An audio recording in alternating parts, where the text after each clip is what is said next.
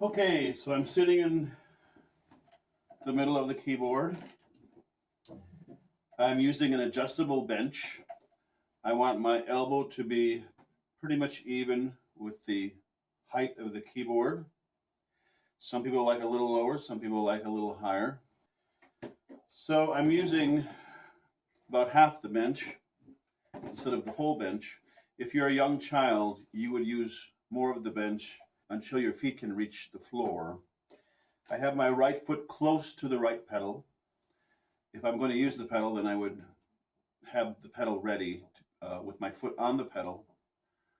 And my left foot is a little bit back underneath for balance. So I'm in the middle of the keyboard. I can easily reach the back of the keys or the front of the keys. If I'm too far away, I won't be able to reach the back of the keys and the front of the keys so that I'm not too close, okay? I mean, the upper arm is coming this way, forearm this way. All right, so that's the basic position that we want to have somewhere in that area. And I'd like to show you some warm-up things you can do for posture. And children, adults, especially adults, I think will find this beneficial. You place your hands above the keyboard, just kind of floating above the keyboard, outstretched all the way, shoulders back, and you're going to swing your arms all the way back.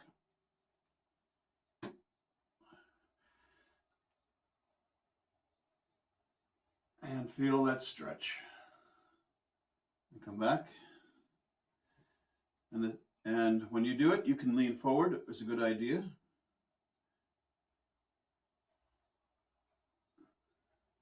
So you're involving your torso, your lower tummy, your back down here. All these things will be involved when in playing. Now you'll notice if you don't lean forward, your hands will leave the keyboard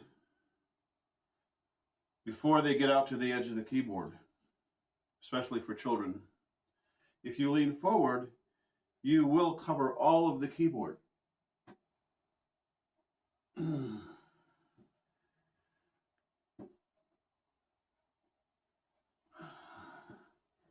All right. So that's one thing you can do to get your shoulders and back and everything aligned. Also, if you want to, as you come back, turn your hands up. That rotates your shoulders. So your shoulders are back and then come back into place. So you have this kind of adjustment going on and kind of good posture.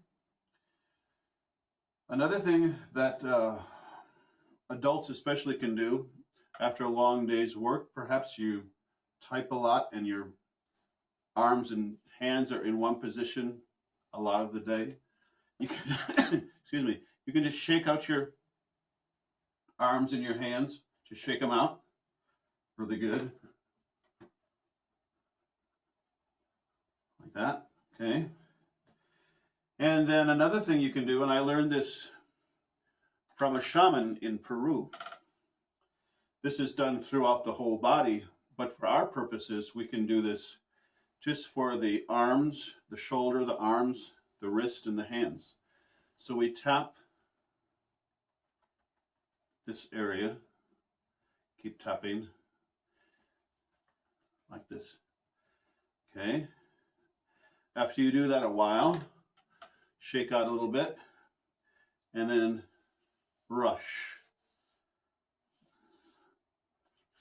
Brush. Just leave your, it's better to leave it hanging down. Brush all the way through your hand. Okay? Then the last thing you do is you stroke above like that. Okay? That's getting all the electrical energy flowing in a good direction, getting rid of the knots, getting rid of the tension. Okay? And the same thing on this side. Start with tapping.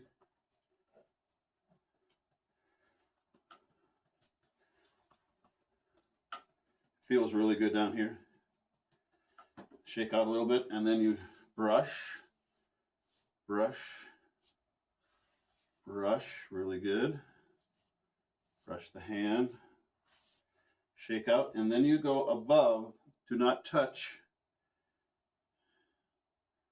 Okay.